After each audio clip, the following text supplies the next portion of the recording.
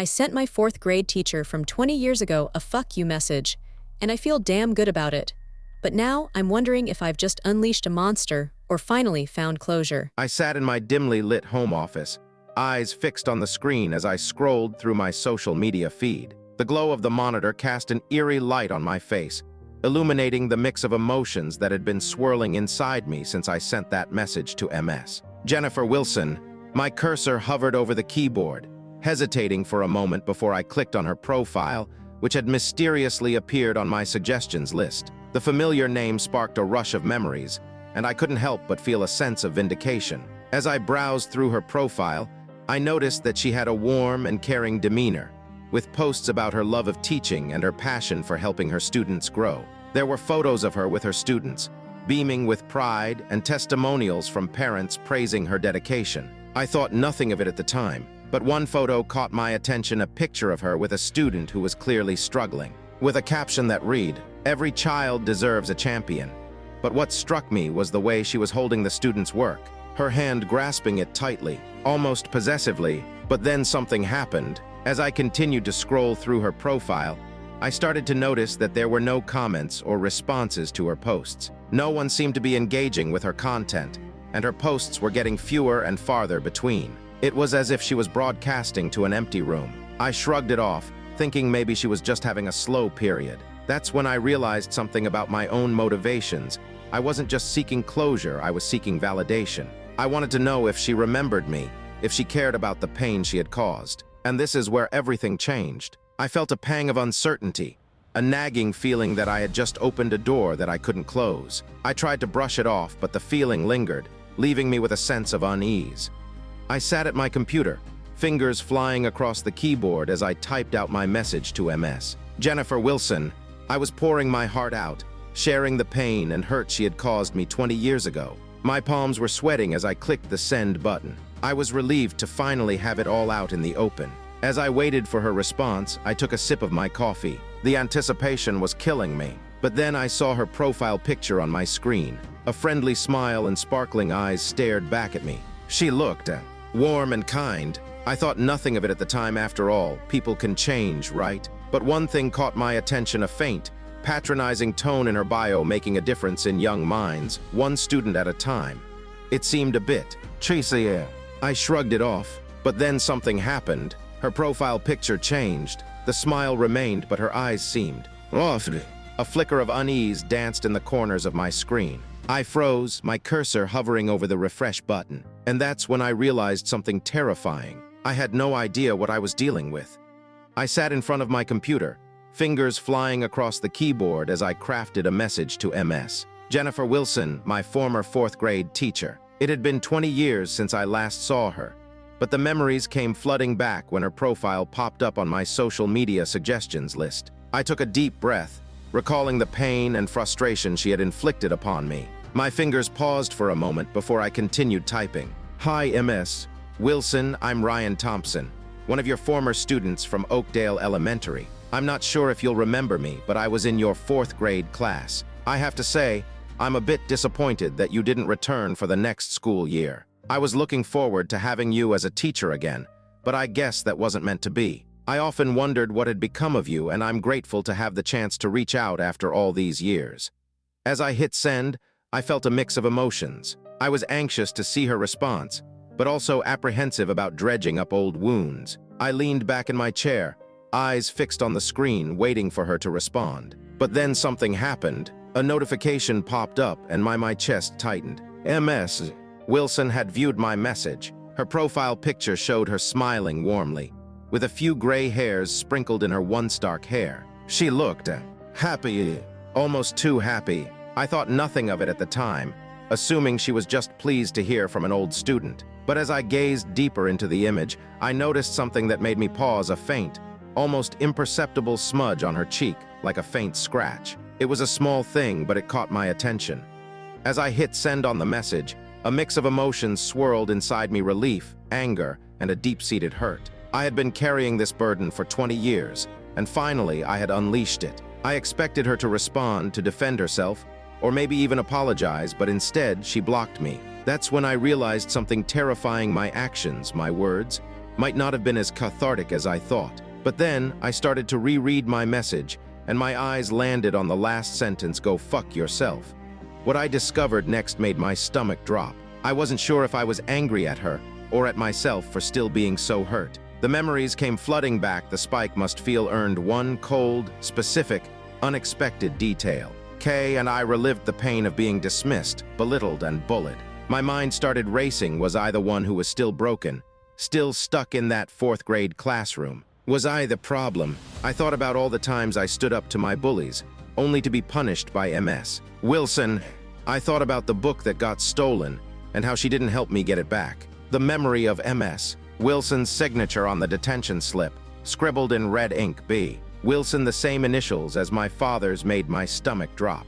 The more I thought about it, the more I realized that my pain spike wasn't just about the bullying, it was about the betrayal. A grown adult, someone who was supposed to protect and teach me, had failed me. And now, 20 years later, I was still grappling with the consequences. I felt like I was reliving that school year all over again, and it was suffocating me. My thoughts swirled, and I couldn't shake off the feeling that I was still that vulnerable 10-year-old boy sitting in MS. Wilson's classroom, feeling helpless and alone. Ryan's fingers flew across the keyboard as he typed out his message to MS. Wilson, the words pouring out of him like venom.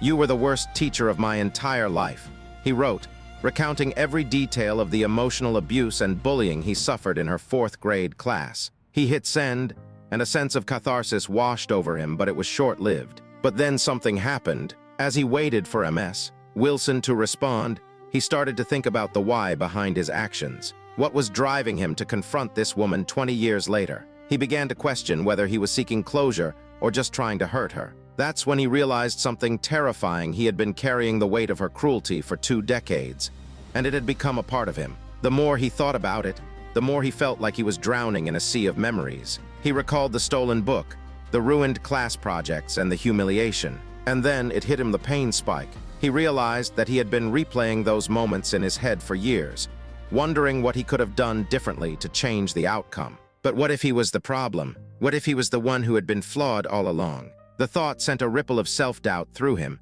and for a moment he felt like he was staring into the abyss, unsure of what was real and what wasn't.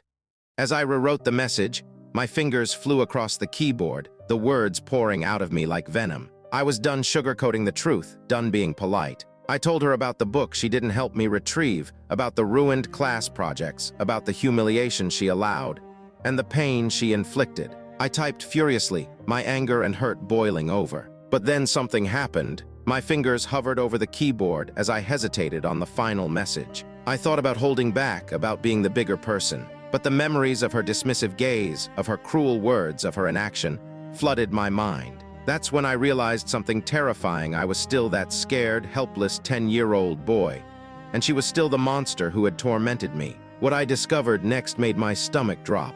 I typed out the words, and they felt cathartic, but also reckless. "Go fuck yourself." I stared at the screen, my heart racing, wondering if I had just made a huge mistake.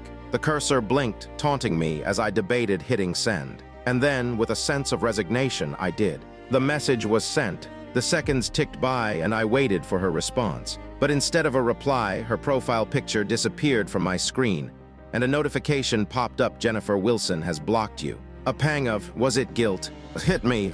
What if I had overreacted? What if I was the one who was flawed? I stared at the screen, my mind reeling. Was I the problem? Had I been wrong all along? As I stared at the screen, a nagging voice in my head began to whisper doubts. But then something happened. I started to scroll through our conversation, rereading the messages I sent to MS. Wilson. The words seemed to leap off the screen, echoing the pain and anger I had felt for so long. A memory echo from 20 years ago suddenly resurfaced, standing in her classroom, feeling humiliated and alone, wondering if I was the problem. I recalled the feeling of worthlessness that lingered long after I left her class. That's when I realized something terrifying. I wasn't the one who was flawed. The message I sent to MS. Wilson was a desperate cry for validation, for someone to acknowledge the pain she had inflicted. What I discovered next made my stomach drop. I wasn't seeking closure, I was seeking justice. And with that block notification, I knew I might never get it. The final thought hit me like a ton of bricks. The wounds of the past may heal, but the scars remain, and sometimes, It's the ones who hurt us who need to be held accountable. Should confronting and shaming a past abuser be a means to heal and validate one's own emotions, even if it potentially causes them harm?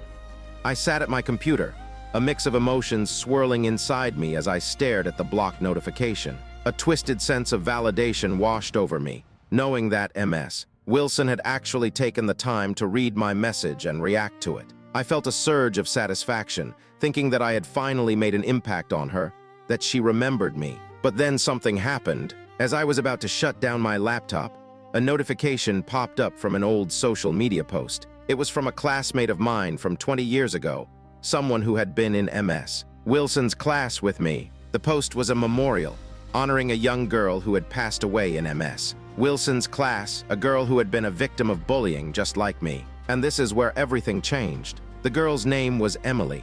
And as I scrolled through the comments, I saw a photo of her with a familiar teacher in the background, Ms. Wilson smiling and proud. That's when I realized something terrifying. I wasn't the only one. What I discovered next made my stomach drop. I started to dig deeper, and the truth began to unravel. The memories came flooding back, and I recalled the words I had once whispered to myself in Act 1, "She's the reason I still carry this pain." The wound was still open, and the gravity of it all hit me like a ton of bricks. As I sat there, staring at the screen, I was left with one haunting thought. The truth is, some wounds never heal.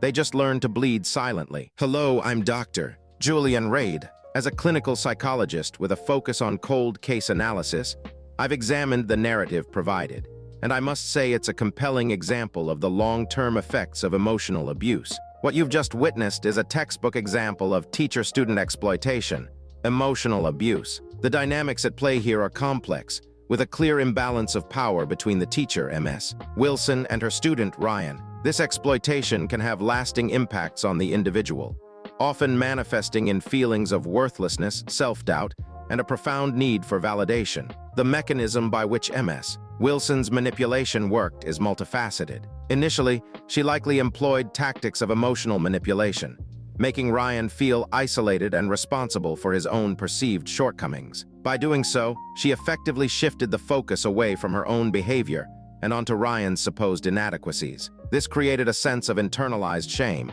which can be incredibly difficult to shake. As Ryan grew older, this unresolved trauma continued to simmer, ultimately driving him to seek validation through confrontation with his past abuser. The recent turn of events, wherein Ryan discovered a memorial for a classmate who had suffered a similar fate, raises a critical question: is it morally justifiable to confront and shame a past abuser, potentially causing them harm, in order to heal and validate one's own emotions? On one hand, confronting the perpetrator can be a cathartic experience for the victim, allowing them to reclaim their narrative and assert control over their past. On the other hand, this approach risks causing harm to the abuser, potentially leading to a cycle of retaliation or further exploitation. Both perspectives have merit, and it's essential to acknowledge the complexity of this issue. If you recognized any of this, the suffocating grip of emotional abuse, the desperate need for validation, or the haunting memories that refuse to fade, you already know what to do.